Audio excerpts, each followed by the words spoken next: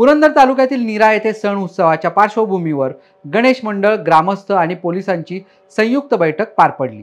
या बैठकीमध्ये गणेशोत्सव शांततेने साजरा करण्याचं आवाहन जेजुरी पोलीस स्टेशनचे सहाय्यक पोलीस निरीक्षक दीपक वाकचौरे यांनी केले।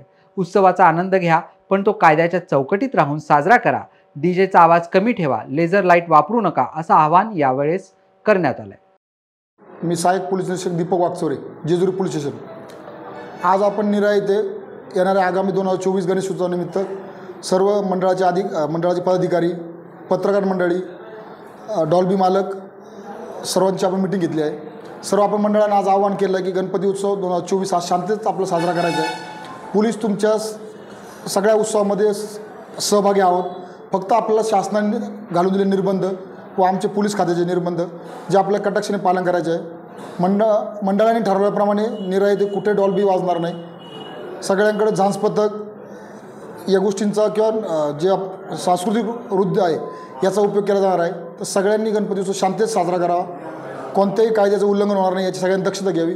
सर्वांच्या या उत्सवामध्ये आम्ही सहभागी आहोत। सगळ्यांना या उत्सवाकरता शुभेच्छा।